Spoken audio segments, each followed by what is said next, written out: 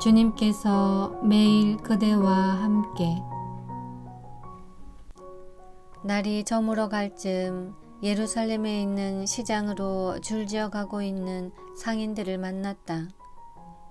30여 마리의 낙타와 당나귀 등에는 장사할 상품들이 가득 실려 있었다. 그들은 동물들이 쉴 수 있도록 풀어주고 밤을 보낼 막사를 준비하고 있었다. 우리가 가까이 다가가자 덩치가 큰 사람이 굵직한 목소리로 정중하게 인사를 했다. 오늘 저녁은 우리와 함께 지내지 않겠습니까? 덩치 큰 상인의 제안에 베드로가 나를 쳐다보았다. 나는 좋다는 뜻으로 고개를 끄덕여 주었다. 그렇게 하겠습니다. 그렇게 하면 좋겠습니다. 저의 이름은 베드로입니다. 반색을 하며 베드로가 악수를 청했다. 저는 마르코입니다. 덩치 큰 사람이 베드로의 손을 잡으며 말했다. 우리는 서로 소개를 한 뒤에 상인들이 길가에 막사를 치는 것을 거들어 주었다. 한 젊은이가 나한테 얼이 빠져 커다란 눈으로 뚫어지게 나를 쳐다보고 있었다. 내가 그에게 말을 걸었다. 이름이 무엇이냐? 토비아입니다. 여전히 나를 뚫어지게 똑바로 쳐다보며 대답했다. 이름이 참 좋구나. 나는 다정하게 미소를 지어주었다. 네, 제 부모님이 성서에서 따온 이름입니다. 하고는 덧붙여서 말했다. 왠지는 모르겠지만 저는 선생님한테서 마음이 끌립니다. 선생님의 얼굴을 쳐다보지 않을 수가 없습니다. 선생님의 얼굴이 너무나 평화롭게 보입니다. 네가 그렇게 느낀다니 기쁘구나. 내 이름은 예수다. 나는 그의 등을 가볍게 두드려 주었다. 야고보와 요한이 와서 물었다. 주님, 별일 없으십니까? 뭘 좀 도와드릴까요? 내가 귀찮아할까봐 걱정이 돼서 하는 말이었다. 정말 좋은 친구들이다. 아니 괜찮다.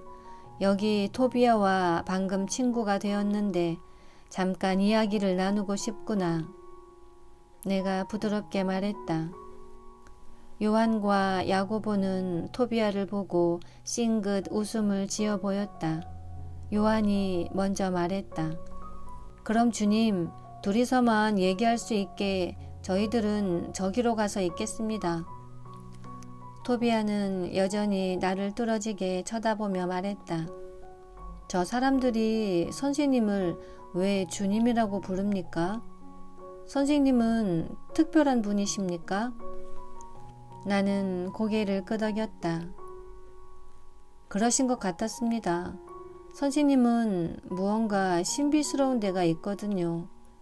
꼭 집어서 뭐라고 설명할 수는 없지만요. 여기 앉아서 잠깐 이야기하자. 나는 땅에 펴놓은 담요 위에 앉았다.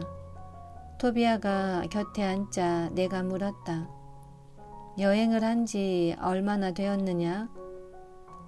별로 오래되지는 않았습니다. 7일쯤 되었습니다. 네가 맡아서 하는 일이 무엇이냐?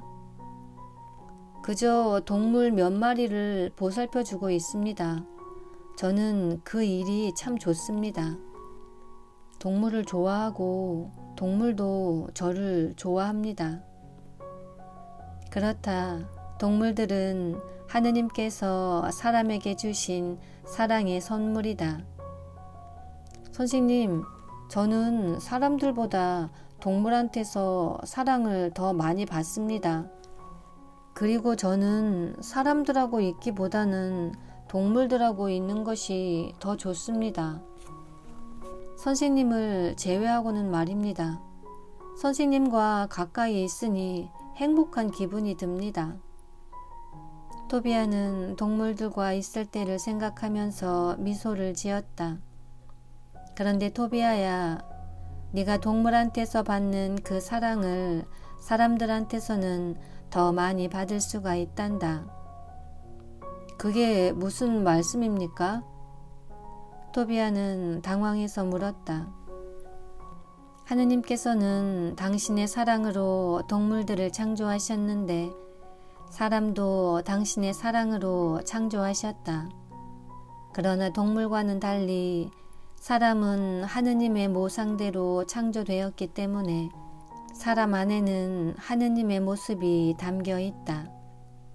그러니까 사람 안에 들어있는 하느님의 사랑은 동물 안에 있는 그것보다 훨씬 더 위대한 것이고 동물하고는 다른 것이다. 토비아가 말을 가로챘다. 그러나 동물은 우리를 해치지도 않고 학대하거나 무시하는 일도 없습니다. 동물은 우리를 사랑하기만 합니다. 그래, 그것은 사실이다.